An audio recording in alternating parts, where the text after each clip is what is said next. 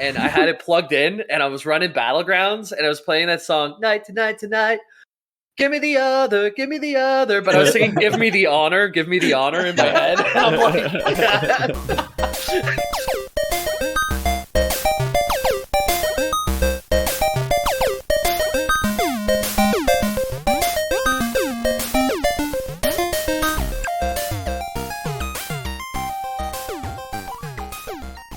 Hello, welcome to Lore Boys. Another episode for you. My name is James Miller. And who else is here today?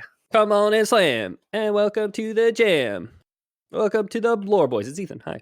Hey. It's Pete. I do not make a cameo in Band of Brothers, unlike Jibo here.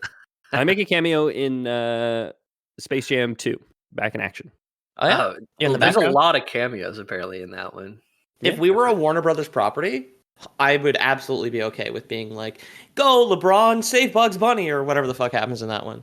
Go LeBron, save Bugs Bunny! Yes. That's obviously what I would speak. I'd be one of the Martians. Right. Yeah. Right. Welcome to Lore Boys. Has anyone seen the new Space Jam?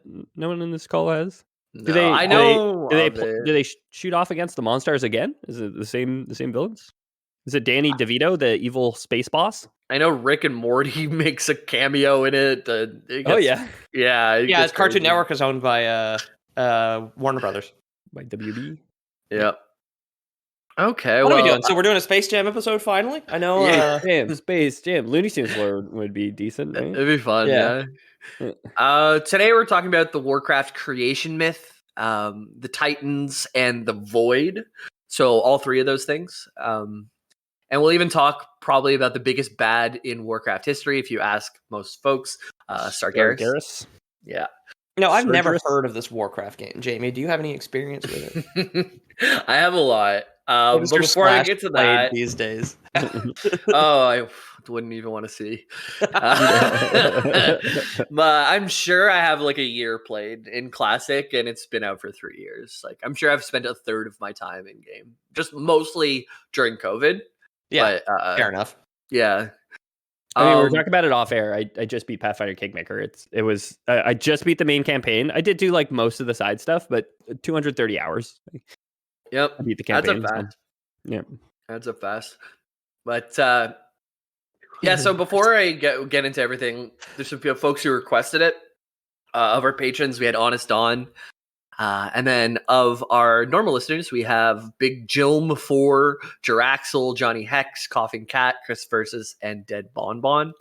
I feel like there's more who have said, yeah, I want Warcraft lore, but just so you know, the way that I look up for these is I just type in Warcraft into search of Discord and mainly focus on the lore request channel. So if you want to do as well, yeah. Yeah. If you want to make sure you get your shout outs, make sure to post it in that lore request channel. Every time I hear the username Coughing Cat, I always imagine the name that picture of the cat who's like coughing and his tongue is curled around. Yeah. The one that they Photoshop onto Sonic's body. And every time I see it, I am brought to tears laughing. It just for some reason tickles something in my brain that just fucking kills me. Coughing Cat's display pic was that picture for a while. Yeah. I think it's deliberate. I was gonna say. Yeah. We also have some new patrons. Fucking think about it. So Pete, who's our new patrons? So also someone got in right under the wire and subscribed 2 hours ago. So good on you. So we've got Odessian, who's been active in Discord. So welcome. Alex of Macedonia, which I think is Alexander the Great. Very cool. KB Summers, which sounds like an author. Fantastic. And Josh, I don't know if this is Josh Nutt or Knut, but it's Knutt. And he subbed 2 hours ago. So you got right in on the wire there. Welcome. Josh Nutt, bro. Joshy Nutt. Welcome. Old nuts. Cool. So yeah, World of Warcraft. I have a lot of experience in Classic, playing Wrath of the Lich King, re-release the Classic right now. Raiding in Ulduar with my Fire Mage as my new main. I also still have a max level Ret Paladin and a max level Disc Priest. So I have 3 characters, and I don't raid all 3 of them. I kind of just have the lovely option to play tank, healer, or DPS now. And I've played every expansion up until Dragonflight, which is actually the new retail one that's supposed to be good. It looks, I've heard good things. It looks they added a scaly race, right? That people want to fuck, I assume. I would never play it, but I'm not sure. Yeah, I'm not so into the retail world, but Classic I can answer just about anything. Yeah, Jamie, not a scaly, not playing retail. WoW doesn't know how horny people are, how horny on main they are. Yeah, in Stormrage or whatever the main city is. Yeah, I have written down that Pete played at a friend's place and Ethan played every expansion up until Shadowlands. I'm not sure that's right, but I did not play Shadowlands. I played up to the one before that, which I think was Legion, right? There's one in I think there's one in between expansions. Let me see. I can't remember. I bet you are right. Yeah, I played at my buddy Logan's place. We were playing on private servers back in the day in 2007 or whatever, and I think he had Burning Crusade. Or the server he was playing on had BC on it. I don't remember. There was BFA, which I did play BFA. BFA came that's after Legion. I thought BFA. I had them backwards in my head. That was like the beginning of the end for like a lot of people's faith in for me, for sure. I mean, it'd been chipped away for a long time, but I was like, that one. Cataclysm was like a huge blow for me, where I was like, this sucks. It sucks that it sucked because I thought it was so cool that they like destroyed the world, like the Black Dragon, whose name I'm forgetting now, Deathwing. Deathwing or Neltharion. Neltharion to remember. Before. Yeah. It is really cool that it's like, it destroyed like all these. Like I love that the Barrens was split. That like Thousand Needles was like flooded. Like I loved that, but then the fact that the actual content was so like stale and crummy was just like super disappointing. Yeah, BFA into Shadowlands were like two wildly considered bad expansions. One of the big problems was loot. They would add something called like Titan Forge loot. We're going to talk a bit about the Titan Forge today. They're basically just a race of people that were given powers by the Titans, and they're immortal. But basically, you could get that piece of gear that you wanted, but it didn't roll this stat, or it did roll this stat, but then you got to Titan Forge it. And then, so there's just so many layers of RNG on top of, like, you'll never get your full BIS, like your best in slot, because you're just counting on so many rolls. But in Classic, it's hard to get all the best items, but you can do it, because if you get that chess piece, that's the best chess piece. That's the one there. You don't have to keep rolling on that one chess piece. Exactly. Which the whole game model is pretty gacha, right? Where it's like you're just trying to get the rolls and just trying to get the good drop or whatever. So I could see them like leaning into that and being it's like WoW players, you included, Jamie, are so funny to me. And as a former WoW player too, but somebody who never got into endgame, right? It's like you complain about that mechanic in the game, but that's kind of like what the mechanic is throughout the game. You know what I mean? Like that's what it always was. They really just said like, oh, you like this? We'll give you more of it. And then, but it's funny that there's this like arbitrary line that players are like, nope, that's too far now.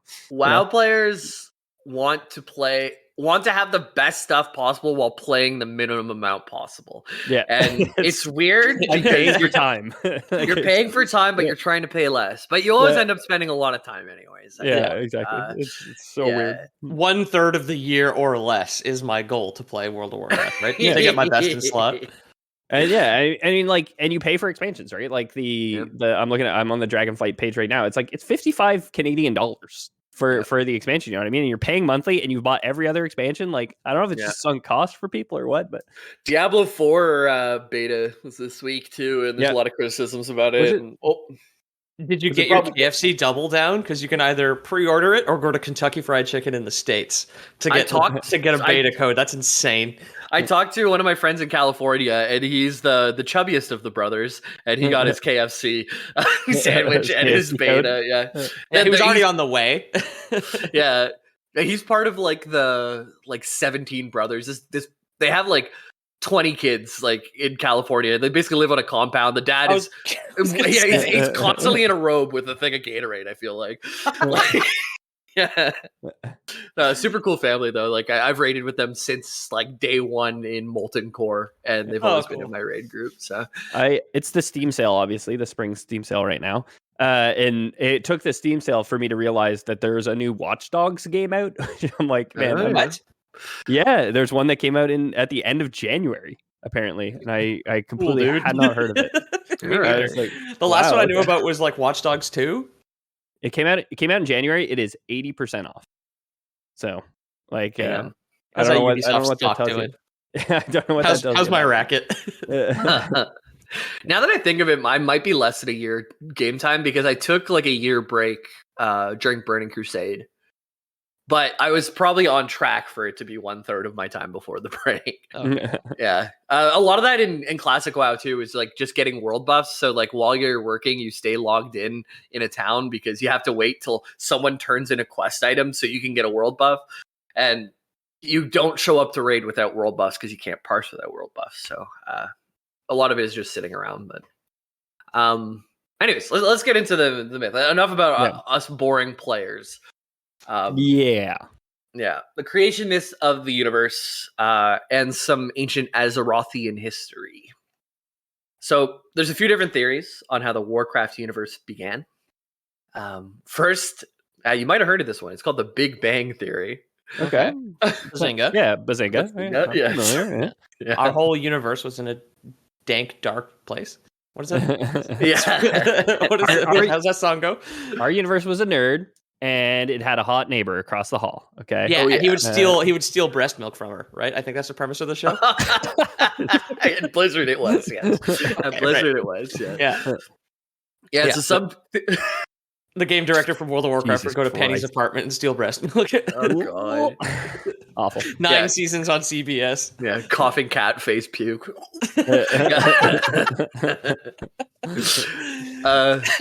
Some theorize that a catastrophic cosmic explosion sent infinite worlds spinning out into the vastness of the Great Dark, worlds that will one day bear life forms of wondrous and terrible diversity.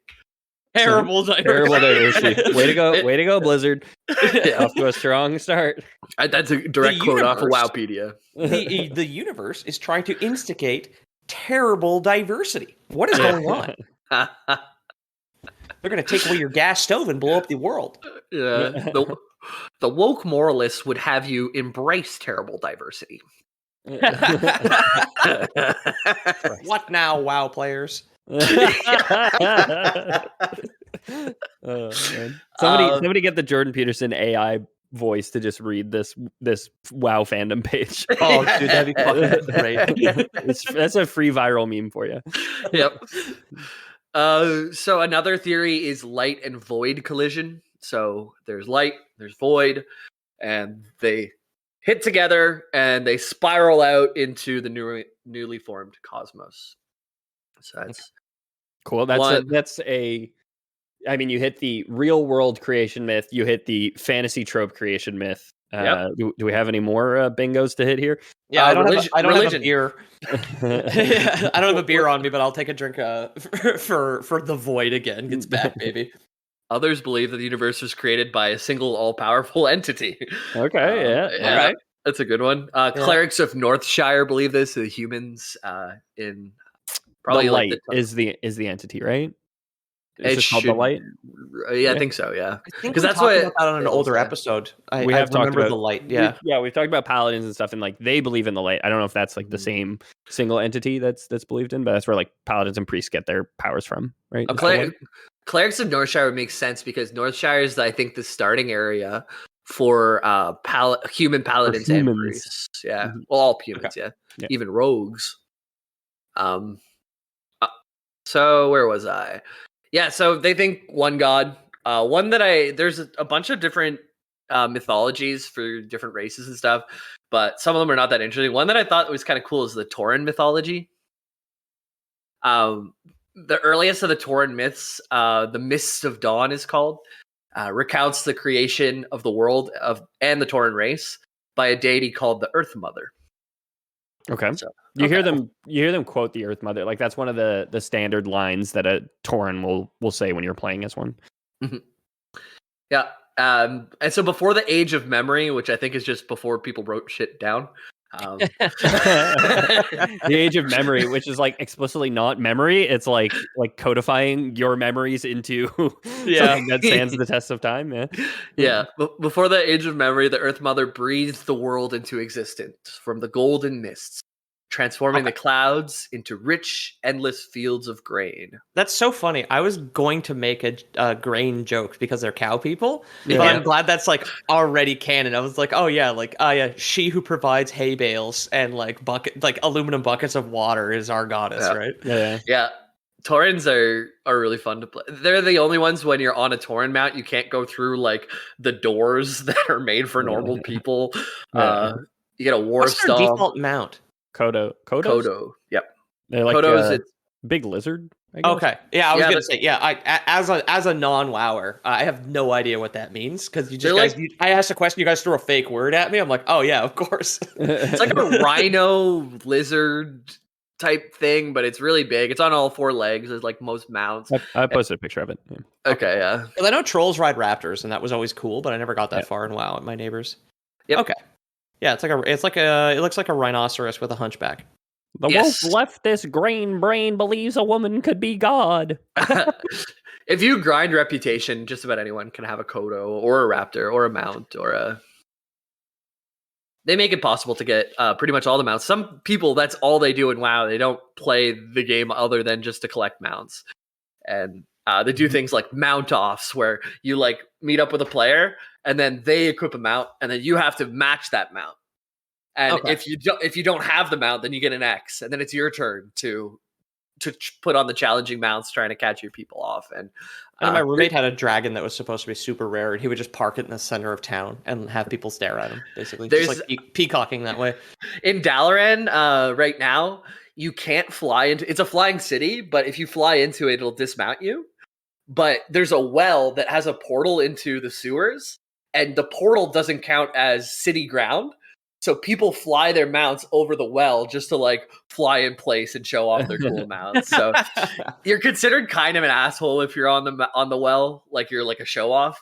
But if you got like the newest, like there's mounts you can get for getting achievements in raid for like not dying the entire raid, no one dying, and like doing specific things. So if you have the newest mount week 1 raid, it's kind of accepted. Okay, you can show it off on the well a little bit. Cool. Yeah.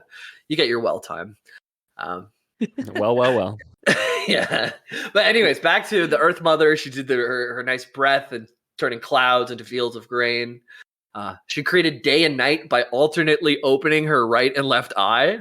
Okay, cool. So the Tauren people who were created shift slightly in her field of vision, right? Yeah, that's right. And the Anshi is the sun and Musha is the moon, respectively, which are just her eyes. And the shadow of her hands caused the Tauren, because the shadow didn't allow the grain to grow underneath her hands, and the Tauren sprouted up from the earth to rise from the soil. Okay. Wow, they're literal soy jacks, huh?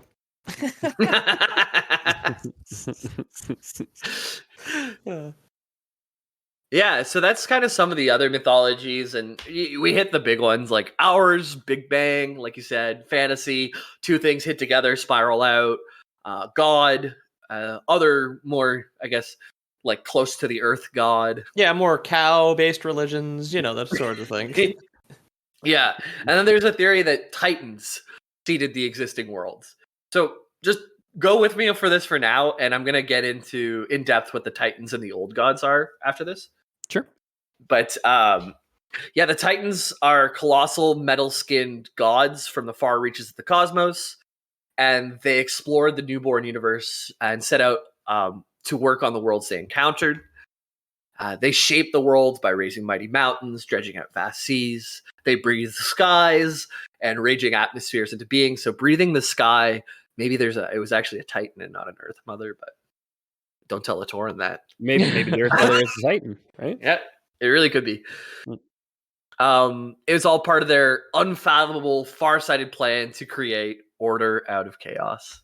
Okay, of course. Take a drink. Yeah. So here we are, yeah. They even empowered primitive races to tend to their works and maintain the integrity of their respective worlds. So that's kind of the Titans thing. They're giants that are just trying to make order out of the world, and we're going to get into a lot more about them soon. Okay.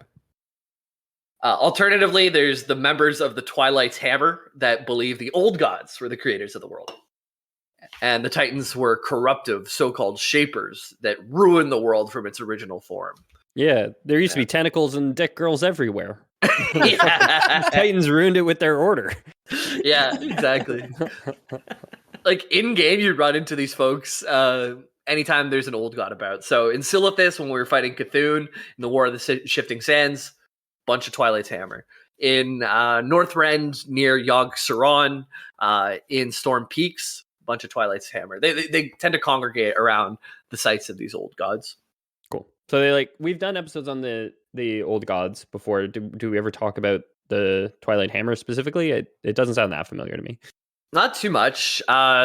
We could go like really deep into them. We're not going to talk too much about them today. I'm going to focus more on the old gods than the folks that worship. Okay. But yeah, I remember Twilight's Hammer because to grind rep to get the rep weapon that was the best in slot single-hander outside of raid, you had to get all these like pages, and like 10 pages would get you like 50 rep, and you needed like thousands and thousands and thousands of rep. And I remember just I've killed enough Twilight's Hammer to have angered the old gods themselves, I think. But, yeah.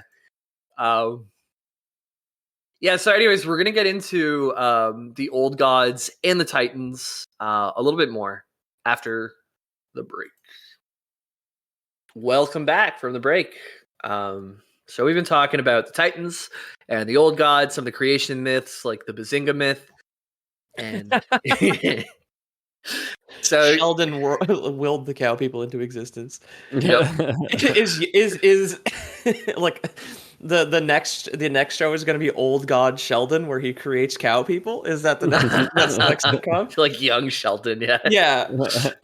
I gotta say, not to out her, she got mad at me because my girlfriend now is very into movies. She was just like, "You haven't seen Gladiator? I cannot believe it." I'm like, "I'm sorry, it came out when I was a child and I didn't go back." You should see Gladiator though, more so than Band of Brothers. But. I have walked into her apartment and she's been watching Young Sheldon on Netflix, and I think that's worse than having not seen Gladiator. Yeah, I'm just to shame her now. Yeah, she like flicks the channel. I was watching porn. Yeah, exactly. Just Nicholas Dick Girls and old gods on her screen all of a sudden. Yeah. So yeah, I want to dig deeper into the Titans and old gods. Sure, you're in charge here, man. Yeah. So Wherever you Sargeras say goes, you know. Sargeras is one of these Titans, the big bad. We're gonna get into all the Titans later. I'm just gonna pull up the Titans page and go through them because there's a few enough that we can like get to know all of them. You see him in a cutscene. Legion, eh? Yeah, he like I think it shows up and you like get access to some end game dungeons. I think is like the cutscene. I think it's when you hit max level, but it could be. He's I know he is the big bad in Legion. Yeah, these guys are planet-sized cosmic beings. Like they're that's the first thing I had written here. Actually, a race of colossal planet-sized cosmic beings composed of arcane magic and the primordial matter from which the universe was born. Arcane. Druids and mages can do it. Druids do arcane. Yeah, boomkins. I just my frame of reference is always Dungeons and Dragons, obviously. But it's like druids are very they're like nature spells, right? Like less arcane, whereas like wizards are arcane spell, right? Right. Yeah. So it's I think because they're kind of cosmic, the moon chickens as the boomkins are sometimes called, and like they have spells like Starfall or moon fire and stuff like that. So and I mean that's where they are. Yeah, in this like cosmos, in this cosmology, if the Titans are composed of this primordial essence, which is in turn called arcane essence, then like it would make sense that, you know, an astral druid would be pulling from that same wellspring, which would be arcane. So it's just a different way of defining it. But totally. Yeah, Boomkin, one of the funnest classes to play. It was completely unviable in Classic, but if you showed up, people loved it because they got the crit buff. And you would do less damage than everyone, but you could just like try and be the best boomkin there was. So fight against all the other boomkins. And I had one. Be the best moon chicken you can be. Back in Classic, I had like 4 or 5 max levels, and Boomkin was one of them. These guys are crazy looking. Jesus. Oh, I wanted to bring my Boomkin with me in the server transfers, but everything's all locked up. So I have a level 60 Boomkin on some old server somewhere. Yeah. Yeah, he's with your Neopets, your Tamagotchi, just like waiting for you to come home. Yeah, my hunter pet that I haven't fed in it's like years. the brave little toaster where it's they're actually really good now too. They fixed them real good. So you definitely want Boomkins in your group in Wrath. But anyways, these Titans, they're roaming the cosmos like walking worlds, imbued with the raw power of creation itself. And what their whole goal is yes, they're trying to create order, but they're using their will to find others and awaken them of their kind. So not all Titans are planet size. Not all planets are Titans. Okay. So they're going and rattling every planet and putting their ear to it to see if there's a world soul inside. Yeah. To see if it could be a Titan. Yeah. Didn't people do that with cards? Like you'd weigh a pack of cards because one that had a foil in it was like is heavier. 1/1,000,000th of a gram, like heavier. Yeah. It's still a thing that you can buy heavy packs online and you take your scale to the store essentially and you just weigh all the packs and I wonder if they buy the one that's heavier.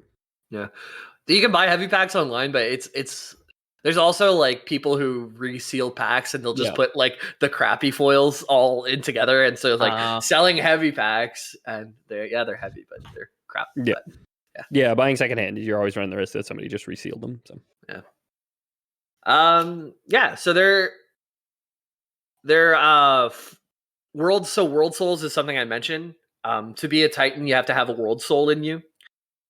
And it's a spirit who are formed with the fiery cores of a small number of worlds. And they usually sleep for a long time and dream peacefully and then eventually wake up when a Titan finds them and become self-aware. Okay. Yeah. Cool thing I found out. So Azeroth, the whole planet that you play on in World of Warcraft, one of the developers came out and said, Azeroth's never going to wake up. It's always going to be slumbering. And the real Titan on Azeroth or the spirit of the world soul is every single player altogether. So it's all of us banding together who can do the work of a Titan kind of thing. Cool, yeah. So that developer was saying gamers will never rise up. Well, yeah. We'll never wake up for sure. Yeah. Stay asleep. Pay your $15 a month. Yeah. Dude, drink your stolen breast milk and take a nap. Yeah. In 2030, we will live in the Blizzard-funded breast milk pods. The World Economic Forum has partnered with Blizzard. So like these Titans are living worlds. Their bodies have like mountain peaks, rivers. Their forms are wrapped in cloaks of stardust. Their eyes shine like brilliant stars. And if I should have grabbed this picture, but on the Titans page, or I'll just grab it now. There's like a picture of them, and it's kind of like a constellation where their eyes just are really bright. You don't meet cat in our kind chat. of like a constellation where their eyes are really bright. I'm trying to do something and talk at the same time, and I gave up on talking more than everything. It's Mount Rushmore in a nebula essentially, and then the eyes are like shining stars. Oh, okay. Yep. And that's a good way to picture them in the mythos. When you actually meet them, they're usually just like probably like 20 feet tall monsters that you're as big as like their forearm or something. And but anyways, back to where we were. Titans, they're, like I said, really tied close to Arcane. Arcane is their lifeblood. The original Well of Eternity, which is a big lake that's on Azeroth, with volatile arcane energies. You can just imagine like a pool of swirling magic. It was the lifeblood of Azeroth's world soul. Okay. And the Well of Eternity, in theory, goes all the way down into the core of the planet. So what's the opposite of Arcane? Any idea? Sword. Zarkane? It's another type of magic, and it's bad magic in Azeroth. Fell magic. Fell magic. Oh, okay. Fell magic. Yeah, fell magic. Ethan got it. That's you'll see that never in the Warcraft. Gonna get it. If you saw the Warcraft movie, it was a big and we've part done of episodes on it, Peter. Oh, the green shit. The green shit. Yeah, exactly. Yeah. Right. Yeah. Okay. Right. Oh, yeah. And of course, like Fell the spelled what they use to F-E-L. power. Yeah, what they power the portal with, and the hunched over hobo orc like sucks the life force out of people and makes their skin green, rather. Yeah. Exactly. I did see that movie. See, you could have got it. Yeah, I'm a big fan of David Bowie's son. He does good work. He did Moon and Warcraft for some fucking reason. I just met a Great Dane that was like the size of a small horse named Bowie at the dog park this morning. He was very cute. Cute. Yeah. So mature Titans are immune to the corruptive influences of Fel and the Void Lords, or they're supposed to be. Who are the Void Lords? This is something really cool. But I want to talk about the Titans. I want to finish the Titans talk first, and then we'll get to the Void Lords. Yeah. So I'm pulling up the Titan Wowpedia page, just in case anyone wants to follow along. But I'm pulling up just to talk about some of the Titans that we know already. The Titans work together in a pantheon, so they try and move together towards a common goal.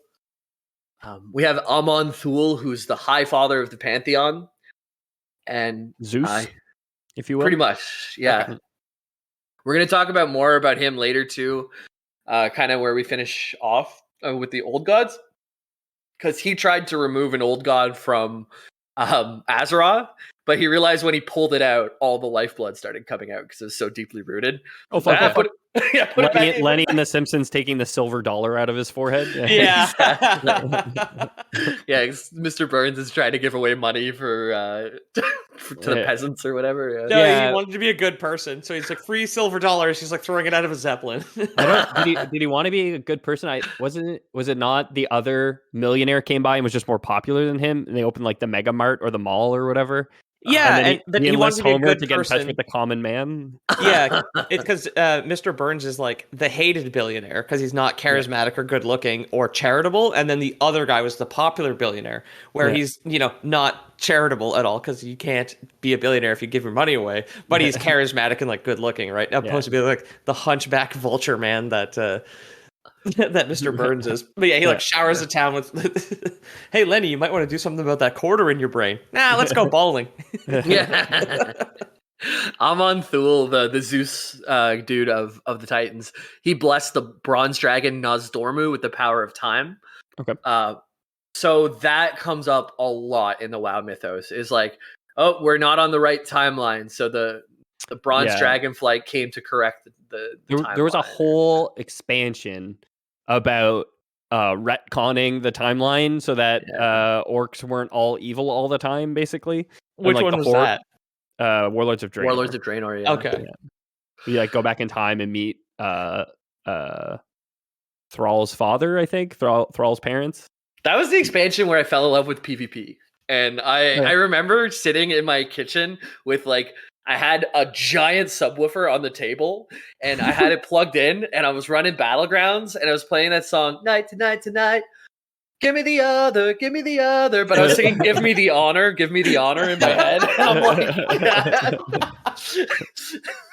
was this at the swamp or Swamp House? Because it wasn't. You weren't playing WoW in your kitchen there, were you? No, it's when I lived with the girls after that. Oh, okay. Yeah. And yeah, it was the summer whenever no one was around, so I had the whole place to myself, and I was just blasting 80s beats and playing PvP with a frost mage. I always like mages. A&R. He's the life binder. He's the protector of life, nature, and health. Or she, sorry. They named the gun after her, which is kind of ironic. Yeah. She imbues Freya with a portion of her powers. Freya creates the Emerald Dream, which is where the green dragons live, and there's a lot of lore there that I don't even understand. Druids have a lot to do with that. I think we've talked about the Emerald Dream before because that is a concept that I remember as like from something that you guys have done in the past. It's so like check out our old episodes. Ysera is like the dreamer, and she's like this ancient green dragon, and as long as she remains dreaming, the Emerald Dream remains like a realm that you can travel to. And yeah. I know. I think druids, like especially now, at a certain point in their leveling, they have to go to the Emerald Dream to complete some type of druid specific quest. And yeah. A&R also blessed the red dragon Alexstrasza with the power to safeguard all living creatures and life. Alexstrasza is like the red dragon, which means life and like vitality and stuff. Okay. It's funny going from our Chromatic Dragon episode or our Dragonlance episode last week, where they're all just evil like world destroying monsters. And now it's like, yeah, these ones are great actually. No, half the dragons are good in Dragonlance. I know the metal ones. That's true. The metal ones are good in the chromatic. But the red dragon specifically, Alex Draz is looking out for humanity. A red dragon and Dragonlance would turn their nose up at humanity. Yeah. I guess. Yeah. Exactly. Yeah. But there are metallic dragons in WoW too, right? Like there is bronze. Well, the bronze dragon. one fixes time, right? Yeah. So I guess I don't think there's gold dragons, right? Is it in WoW? No. So I guess they just mix and match chromatic.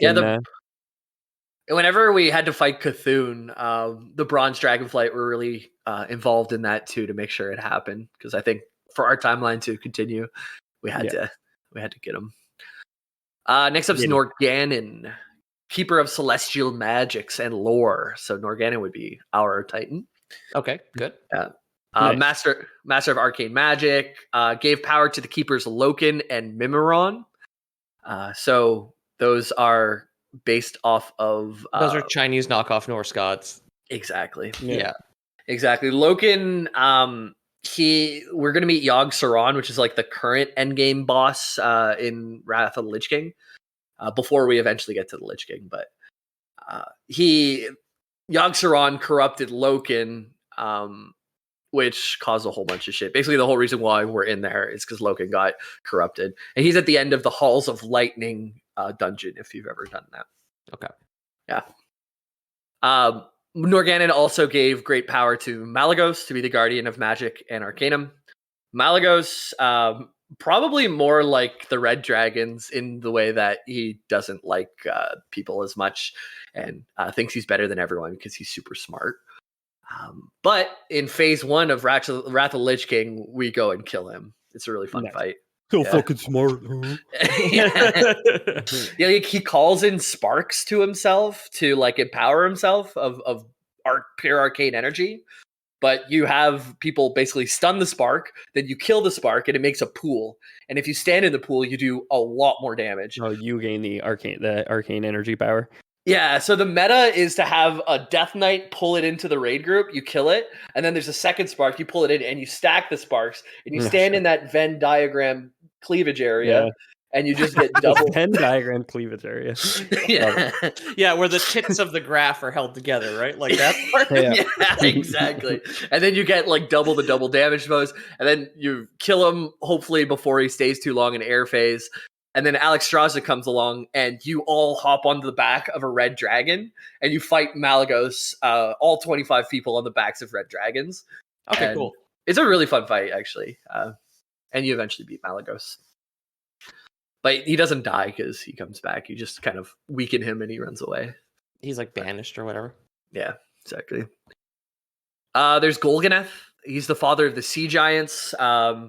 If you've ever been in game and are near the ocean, there's usually sea giants. They're like blue and green and probably twice the height of you. He also imbued the keepers Hodir and Thorum with power. Hodir and Thorum, both bosses in the current content of Ulduar. The current classic content. Current classic content, exactly.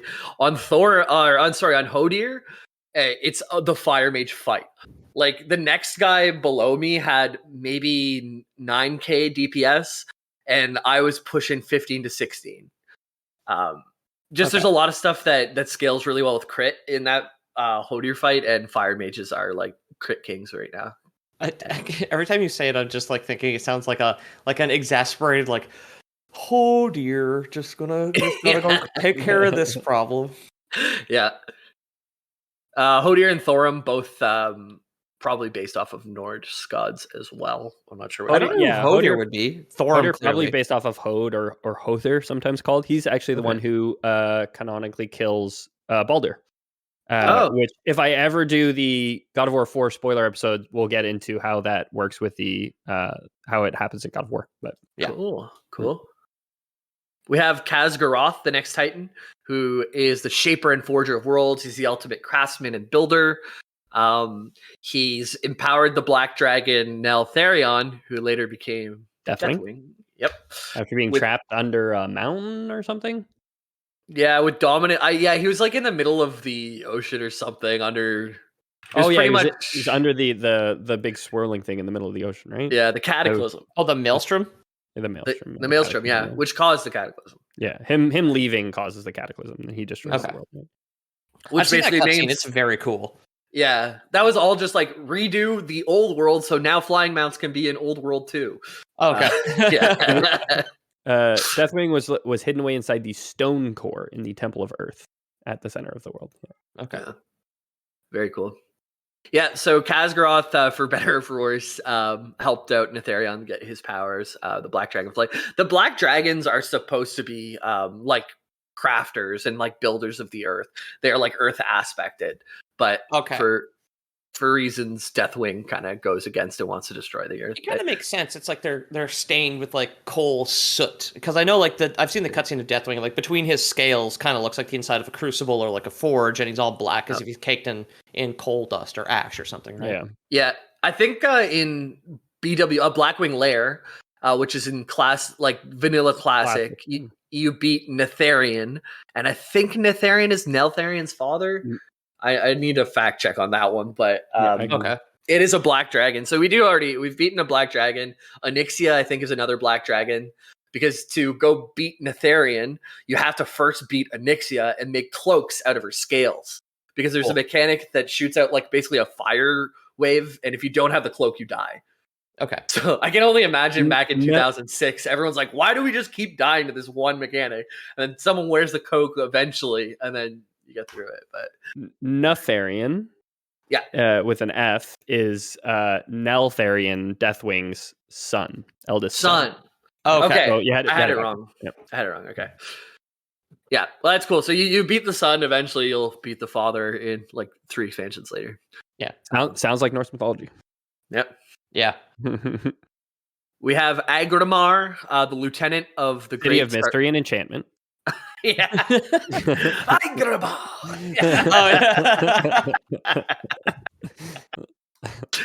Yeah, he's the successor to Sargeras as the champion of the Pantheon. And he's charged with fighting off Fel, basically. Is like there he an fights Arabian Nights expansion for WoW? Is there I mean, it is like an anagram, I guess, sort of, for Baghdad or something like that. But is there no like old Arab inspired area with like the cool temples and shit, or no? I think it's like, honestly, Cthulhu and the Shifting Sands is like the closest we might have to that, but there's just a whole lot of bugs. So there's a lot more bug theming than that. Yeah, it's just like it's pretty empty of civilization, right? Like the desert in the south. So like I wouldn't call that necessarily. No, there's one town. Sahara. But yeah, there's one town in Silithus. So it's like Cenarian Refuge or something like that. Yeah, exactly. It's an outpost more than anything, right? Yeah, exactly. A bug man doesn't stop you when you get to the area, and he goes, "My friend, welcome." Yeah. Dang. Oh man, that whole place is awful. You just hear buzzing and stuff. And if you go back and listen to the War of the Shifting Sands, we had Ethan's roommate Jer on, who did the whole oh right, yeah, that's true. The whole Scarab Lord achievement, where people would literally spend like 72 hours straight just killing bugs. And there was a phenomenon that it was called like bug fever or bug brain, where people would just start to go kind of crazy because they were killing the exact same thing for 72 hours straight. And it's like the Tetris effect there. Yeah.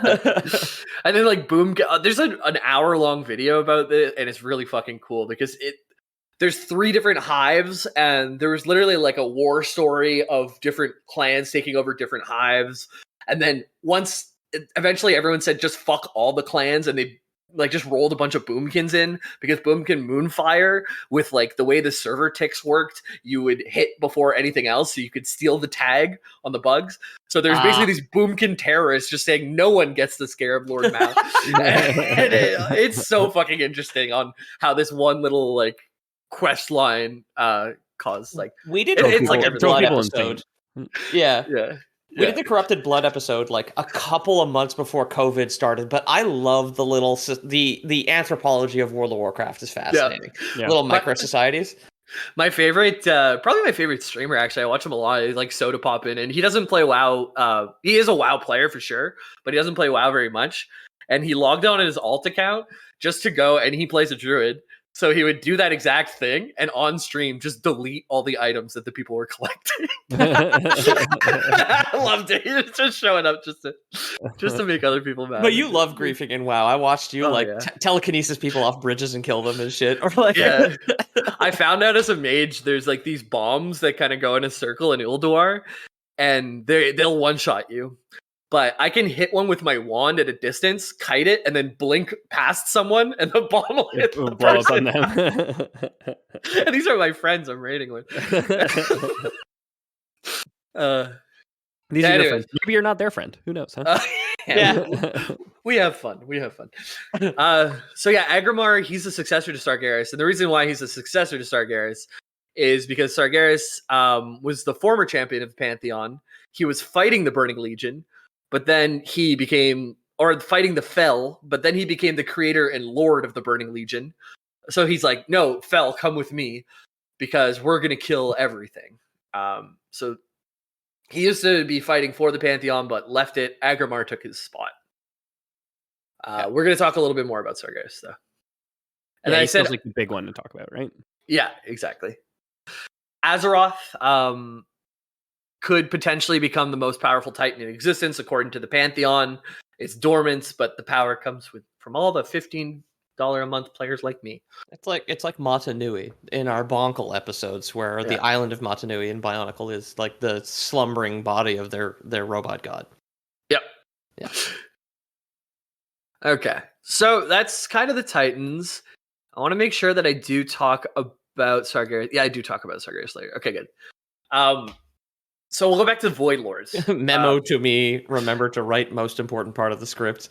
I put this together, I'll be honest, fairly quickly because it's been a really busy weekend. So I just wanted to make sure it's all... I thought it was coming later, and it was coming later. Good. Back to Void Lords. I didn't know much about the Void Lords, and I think these are really fucking cool. From the moment the physical universe was born, so you can picture it as the Big Bang and like a globe of physical existence, and anything outside of that physical existence is the void. Okay. Or however you believe it. If you believe the void and the light hate each other, then the void is kind of spread out amongst the light. Or however it is, there's a physical realm and a void realm, and never the two shall mix. What is the void realm of the infinite? Like the amber waves of grain, like what's that like the cow one? What is the void for the Tauren? Oh, that's a good question. I wonder what they would think of it. Desert, I guess, would be like somewhere with no pasture, right? I know what it is actually. They would think the centaurs were members of the void. That the Taurens hate the centaurs. I didn't even know there were centaurs in World of Warcraft. Yeah, really, they hate the centaurs. They hate the centaurs. Is it a horse thing, or is it because they're configured differently? Where they're like the human top half and animal lower half, opposed to being like just like a beast man? I read this really briefly 2 days ago, but I think the centaurs did something to betray the Tauren, and might even have like partnered with some type of void energy, or introduced the Tauren to the void. Because I know the Tauren, a bunch of them fall to the void, and I think it was because of like a trick a centaur played on them. Okay. Yeah, but I would have to Centaur Tauren lore one day, I guess. John Hamm, the Centaur in Mad Men, advertising cigarettes to Tauren children, right? They're little tentacles that you suck on.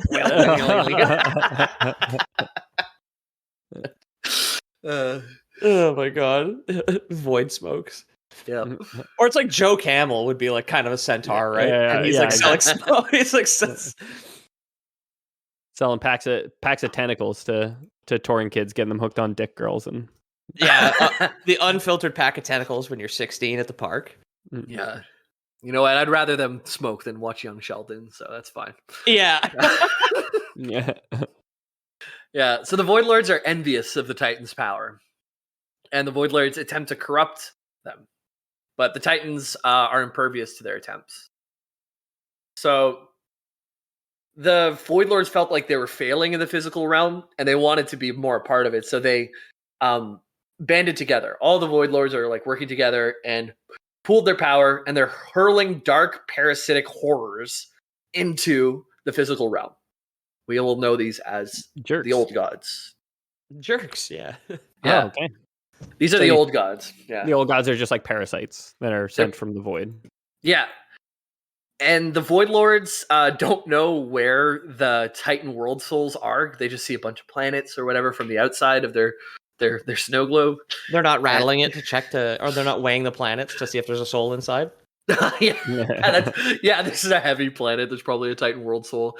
Fuck, it just had an iron core, man. They got me again. One guy's like, I got the biggest one. It's like a gas giant. It's like not solid whatsoever. He's like, God damn it, I got scammed buying planets secondhand.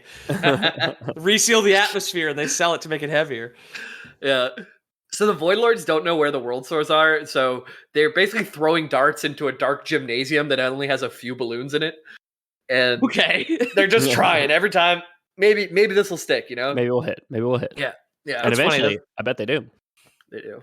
It sounds like one of you guys ever have tombola at school? Like the little like fair you would put on? And we would do like a little like carnival with mini games all set up by the kids. And like throwing darts in a dark gymnasium is just like the most budget like carnival game that a 6-year-old would make up. I'm like, I definitely, if that was a thing, because you've got like the big rainbow parachute covered in like in birdies and badminton birds, and a like core memory for anyone who's experienced it. Yeah, exactly. When it was your turn to climb under the big rainbow tarp in the tent. Yeah. You know what? I stole that metaphor from something I heard actually. Really? Yeah, it's tattoo removal. And whenever you have a tattoo removal, you can picture a dark gymnasium that's full of balloons. So your first pass, it's going to take away a lot of ink. Okay. But by the second time you do it, you're missing a lot now. You're missing a lot. So there's not as much. And by the time you get to the end, like that last bit of tattoo, you might have to do it 10 times. Yeah. It might not come off. But and the gymnasium's made of your flesh, and every dart does hurt. Yeah, it does. You're trying to hit balloons, but like every dart is hurting. So it might be better. 3 small tattoos, and the one on my stomach, I think getting removed would be like miserable. Getting the ones on my wrists removed would be like Guantanamo torture, like unbelievable. Because getting them put on was hard enough. Yeah. Yeah, you got a tattoo removal up the wrist, Pete, if you're serious about it. Okay. Jesus Christ. Sorry. Yeah, otherwise I'm just getting my tattoos removed for attention. Anyways, that was from a tattoo removal documentary I watched in 2011, so maybe it's better now, but I don't know. Yeah, I only know tattoo removal from The Simpsons where they use a laser and Bart's got the little cast on. Right. Because he gets this moth tattoo. Yep. So anyways, back to the Void Lords. They're throwing their old gods in, hoping they stick on Pete's wrist or whatever. Chucking jars of interdimensional leeches into the window from outside, right? Like, they're just hoping they hit somebody with them. Yeah. And it's really important to say too that the Void Lords and their old gods, they really aren't meant to live in the physical world. So a lot of them you throw in and they kind of just fade away before they stick to anything. The old gods are not the old throwing an interdimensional leech through the window just lands in a big pile of salt. Pretty much, exactly. Interdimensional leech is the insult, yeah. And the Void Lords themselves can't really cross into. And if they do manifest in the physical world, they're like a shadow. Like they're like in your dreams where you try and punch and nothing happens. And you feel like you're underwater. Yeah. So they're not meant to be here, but they really just want our power. So they're it's the sleep paralysis demon. Is a Void Lord. Yes. The hat They can't really do anything to you. My friends were in town from New York City, and one of them is from Louisiana, and he was like, "Is there some kind of voodoo in Montreal?" I'm like, "What do you mean?" He's just like, "Because I have had sleep paralysis every night since I got here for the first time in my life." Oh God! I'm like, oh, sorry, dude. I don't know what hotel you're staying in, man. Like, what the fuck is going on? I'm good at sleep paralysis now. I've figured it out. What does that mean? I'm like good at getting. You're good at sleep paralysis. I can get myself out of it. Okay, you can escape. Yeah. Some would argue that means you're bad at it. Well, I used to panic, and I feel like panicking and not be able to do anything was scarier or worse at it than what you do is you focus on your fingertips, and you can move your fingers first. Then it starts to get farther and farther, and you can move your hands. Then you can eventually roll over in bed and be like, okay, I'm awake. But okay, I thought you meant you can like you can yell at the man in the checkered suit at the foot of your couch when you fall asleep on it, and he evaporates back down the drain or something. It's like I can get him out real quick. Yeah, I fight him. Yeah, totally. I pop a boner. I make him uncomfortable. You gotta start. You start with just the tips, okay? You just get a little bit of feeling back into it, get the blood flowing, and then you slowly get the rest of it. Yo, sits on my chest. I just poke. As soon as I poke him in the behind, he leaves. Yeah. Yeah, you get the feeling back into your pelvis. You like arch up and poke him in the base of the pants. Yeah. Is the tip of the penis the tip of the pelvis? There's no bone in it, but I would say so. Tip of the pelvis too. Yeah, it's I was gonna St. say tip of the Patty's Day tongue that hits the lips. Tip of the pelvis. It is the day of the St. Patrick's parade today. In, it is, yeah. Montreal, yeah. So yeah, the Pantheon's greatest warrior. The Pantheons know the Void exists, but they don't know the Void Lords or the old gods exist. They can't explain the leeches landing in salt piles all over the continent, and they're just like. They're preoccupied because their old greatest warrior and protector Sargeras was going after demons from the Twisting Nether, which I'm not. Is that the Void? That's how you get rid of your sleep paralysis demon. Is you twist your nethers and then you scare them off.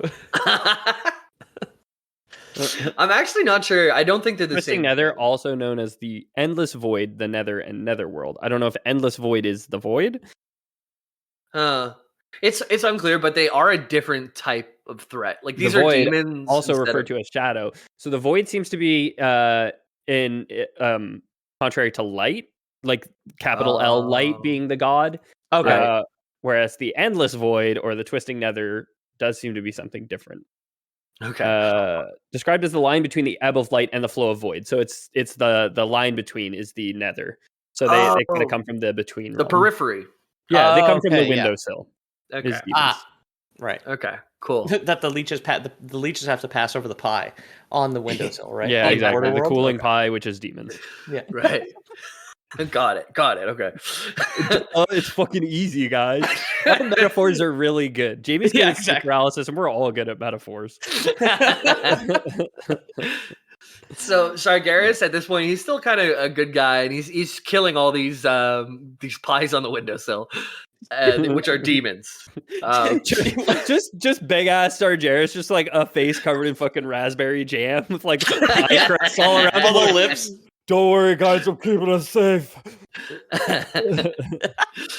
So one day he comes across a world soul that had been I'm getting too deep. I was going to say popped already, but yeah, exactly. He just comes across a world soul that's already completely corrupted by old gods. So they'd hit this planet a couple times from the void. Okay. And in the surface, it's covered in void energies. The normal tranquil dreams of the sleeping titan are twisted into horrific nightmares, like I had this morning of a childhood kid trying to stab my family.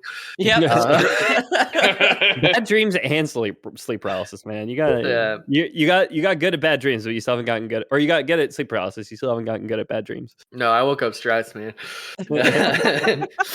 Yeah, so Sargeras, he ruthlessly interrogates the demon inhabitants. So he's basically grabbing a pie. You tell me who your leader is. Yeah. Tell me where you came from.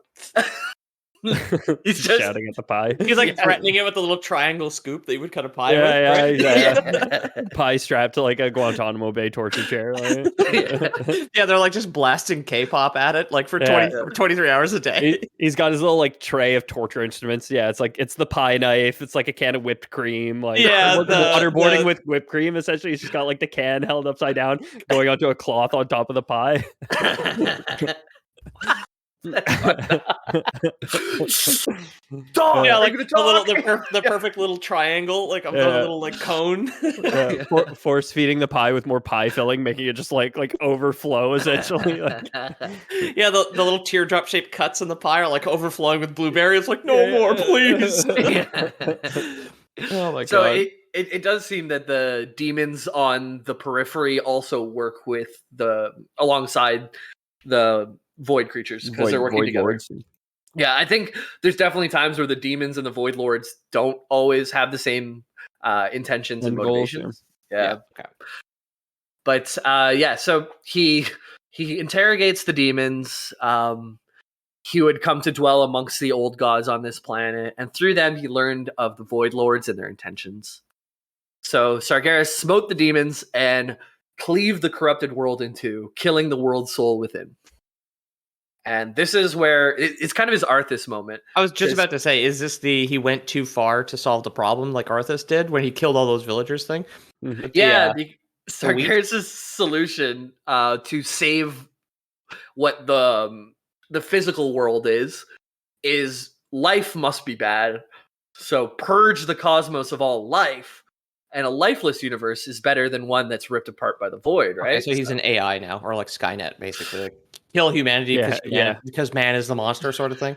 Well, no, it's kill humanity because aliens are going to kill humanity anyway, so.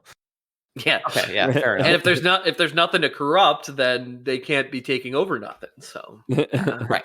Yeah. So it's the Halo solution. The Halos kill all the food source for the flood, right? Yeah, exactly. So Dimensius the All-Devouring is a Void Lord, and he actually manifested in the physical universe. He's described as a fragment, shadow, or echo of a true Void Lord's power, like I said. I did see a picture of him. I was on the Void Lord's page, and it's like, you did mention they only exist as shadows in the real world, but like, he's so dinky for like a Void Lord called Dimensius, right? Like Dimensius the All-Devouring. So they all appear like the Warlock's pets. Yeah. Which are Void Walkers. Void Walkers, right? Yeah. They're nicknamed blueberries by Warlocks because they look like blueberries. I love this jank ass, like, before they updated the graphics, like, origami World of Warcraft model. And his, like, because of course he is just, like, this kind of dark blue smoke cloud wearing kind of big shoulder pads. Terracotta armor. And, like, his eyes are different sizes, so he looks like a confused cartoon character. Yeah, he really does. Yeah. Actually, all Void Lords are canonically appear as Void Walkers whenever they pass into our realm. Do they all have goofy cartoon eyes like that? We can assume. Okay. Lore Boys canon, they do. Thank you. Yeah. So most things from the Void, like I said, can't exist in the physical realm. So the fact that he can even manifest here is impressive by itself. But yeah, little dinky guy. So the old gods, a little bit more about them. They're known as the Shath-Yar in their own language. They're parasitic, eldritch horages. Eldritch horage. Horrible porridge. Yeah. This porridge is just right. I don't want my eldritch porridge. It's like Lovecraft's Goldilocks. Right, like Goldilocks and the three unknowable horrors. Yeah. Where those obsidian pillars like burst through the door, and she just goes crazy at the end. Yeah. Yep. Just right. Yeah. These bloody tears are just right. Yeah.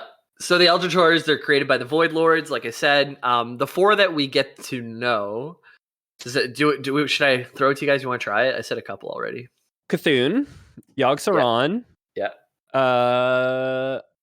Like it's bad because I do know all these. It's a Hearthstone card, at least one of them. That's exactly what I'm thinking of, just the Hearthstone cards, because there's been a few expansions that are all focused on the old gods. N'Zoth, sure. And he's the one.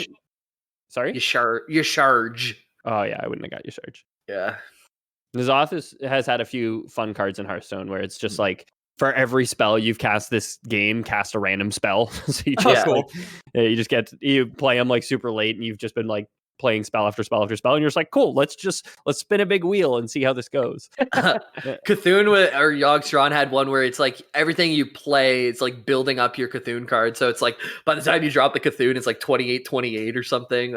Just build up the Cthulhu card. So they've been printed multiple times, all the old gods, but like there's one Cthulhu which is like when you play it deals like X amount of damage, which just like that, it's like you're playing like Cult of Cthulhu members, which just like increase the damage it deals like randomly. That's what it was. That's what it was. Yeah. So you just like build it up all game, and then when you drop it at the end, it's just like deal 38 damage to random targets or whatever. You're just like, cool. Yeah.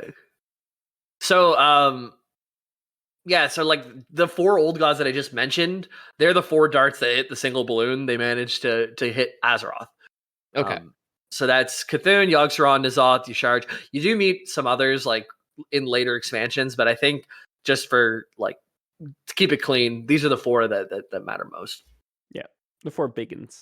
Yep. So when the Pantheon arrived, they sent their armies to Titan Forge, which Titan Forged are the immortal creatures that they created. It's the children of the Titans kind of thing.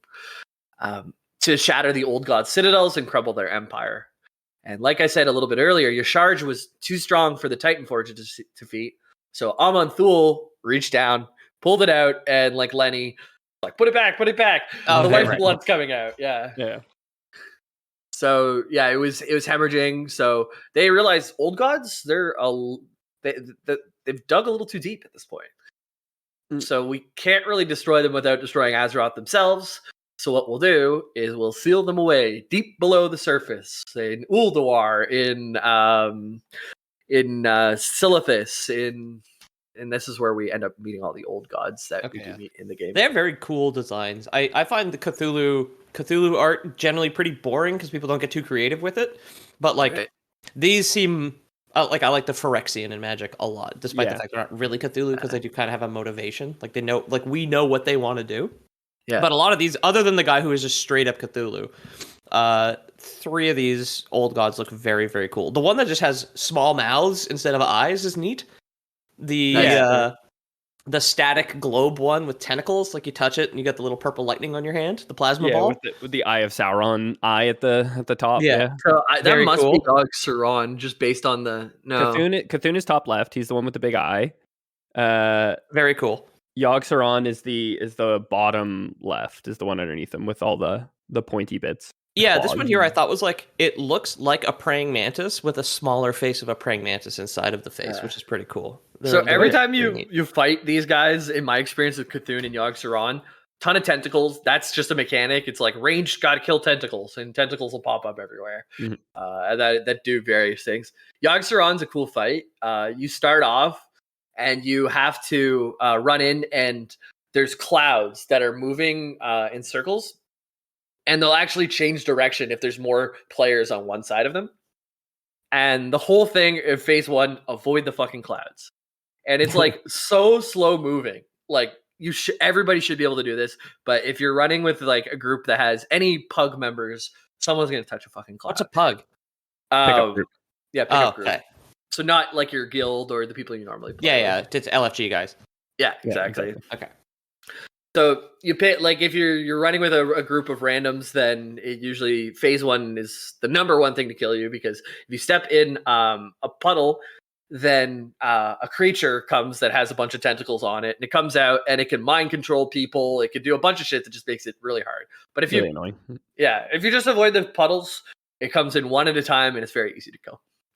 Jamie's giving grief to these pickup players like he's never stepped in one of these, and I refuse to believe it. I refuse to believe it. I did on my very first night, but not since my first night. Okay, that's not bad. Yeah. That's better. Yeah. Maybe it's just because like the times that I've actually seen you raid, usually it's like we're in Discord and you're streaming, and probably me and Pete are distracting you more than anything. Yeah. Yeah. I mean, I've gotten pretty good at mechanics and stuff over the years. Like Living Bomb Living Bomb was something that I killed my entire raid with twice, but now my Fire Mage in this expansion got the spell Living Bomb, so I have become what I once feared. Now in modern day, you aggro the one-hit bomb kills and you blink over your teammates to kill them on purpose. Exactly. It's not by accident. Exactly. Yeah. But so Yogg-Saron phase 1, avoid the clouds. The second phase, you're killing tentacles, and 10 portals open up around Yogg-Saron. And everybody's assigned a portal. If you take somebody else's portal, they'll yell at you because it closes as soon as you take it. And you go into Yogg-Saron and basically fight its heart on the inside.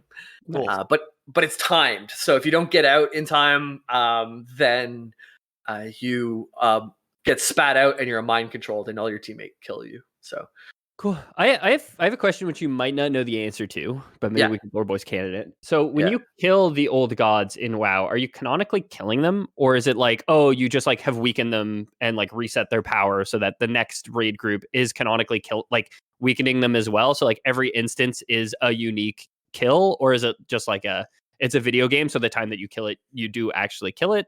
But kind of harkening back to that Aman'Thul, like plucking the leech off, is killing them a viable solution to this, or is it actually like, oh no, you just like subdue them and keep them from breaking out and consuming the world? You know, I always imagine subdue just because it plays better with the weekly lockout. Yeah, I mean, it would make canon the exactly that, right? The game mechanics, right? Yeah, but like that doesn't hold true to all things in WoW, obviously, right? Like there are characters in raids that you do kill, and like in the story, they're dead when you beat that raid, right? Yeah, I'm not actually sure. Probably the answer would be if I knew all the lore up until retail. If we saw them again, we could assume that they were dead based on whether or not we saw them again. But I'm not sure. We'll lore boys canon for now that we're subduing them. Lore boys canon, you're keeping them down. You're salting them, but they don't die. They just shrivel a little. Right. Yeah, exactly. Mosquito repellent works better on leeches than salt does, in my experience. Yeah. It's an assault on them. Yeah, one thing that's cool about Ulduar, and all the raids actually in Wrath of Lich King versus all the previous raids in Burning Crusade and Vanilla, is there's hard modes.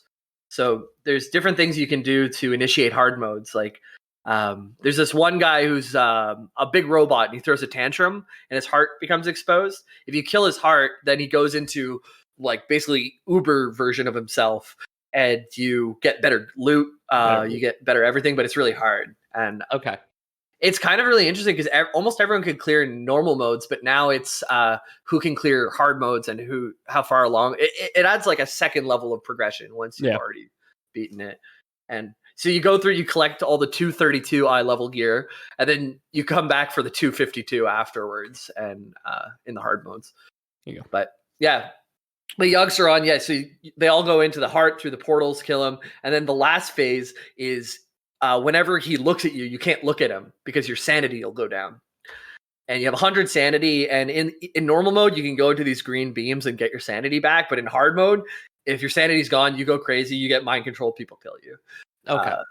So it's like a whole game of basically like what's that game where you look? It was in Squid Game. Red light, green light. Or... yeah, exactly. It's that, and you're trying to DPS through that while turning away at the right times.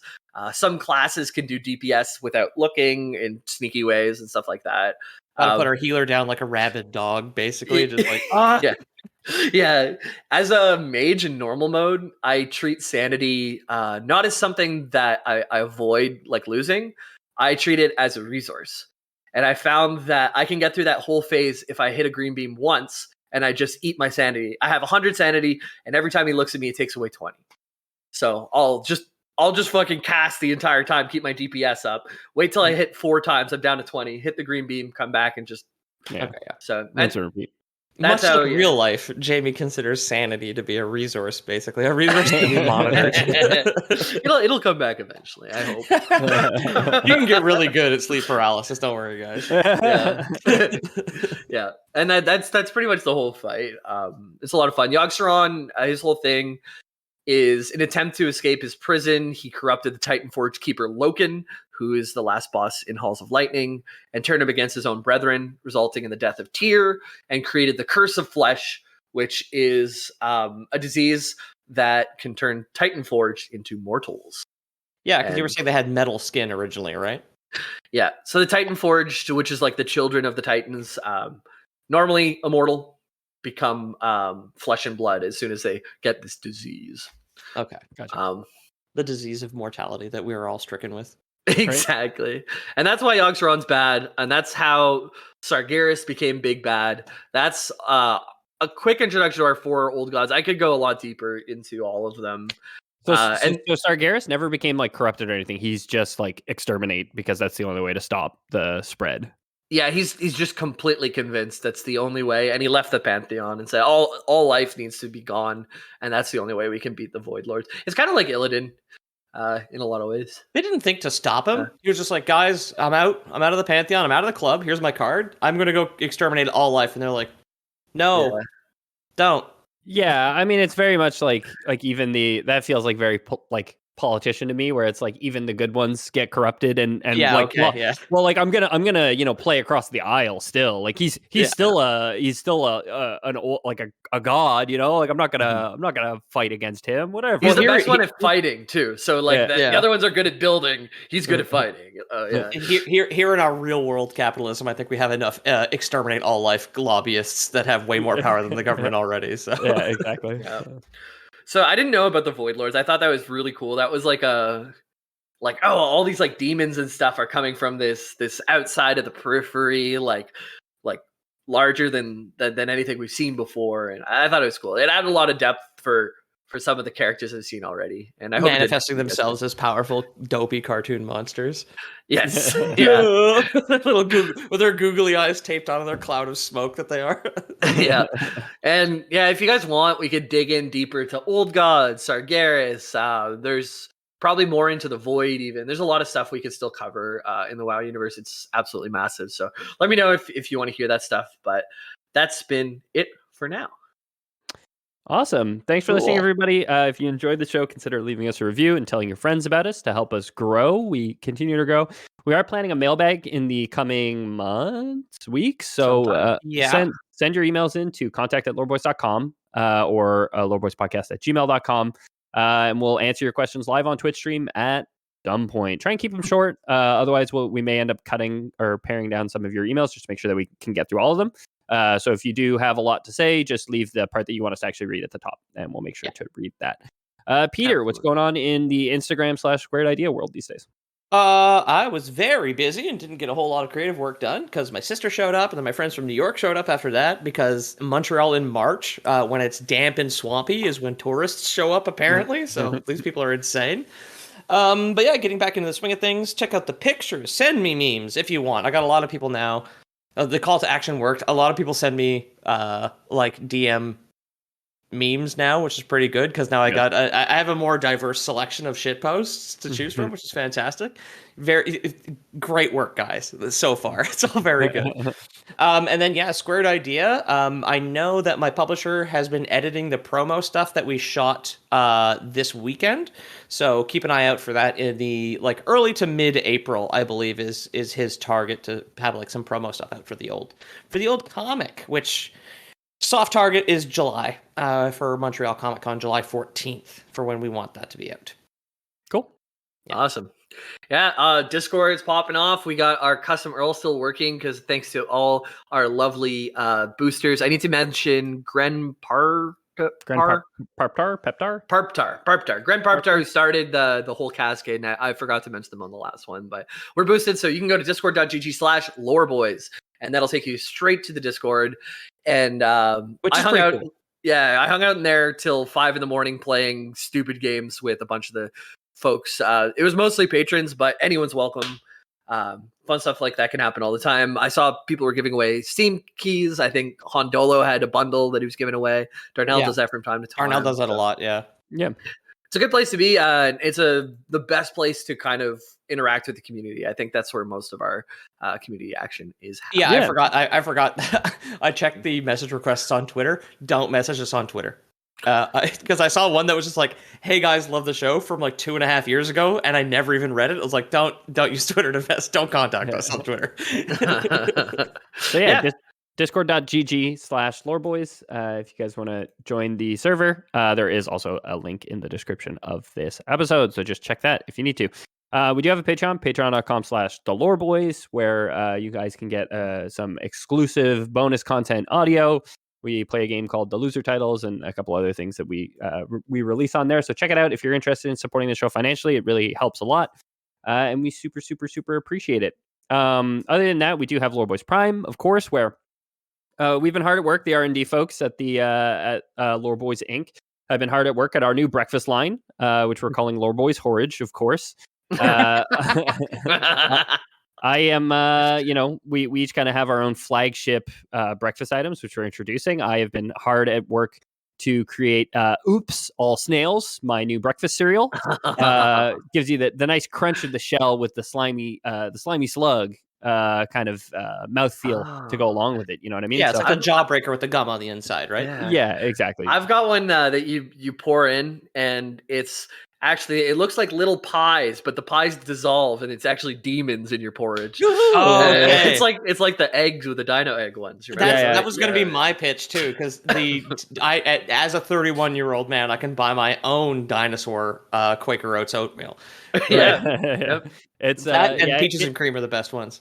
It's oatmeal, but when you add hot water, your sleep paralysis demon comes out and gives you a boner. Yeah. I think that would cause you to lore boys. Lore boys. Out. Specific second.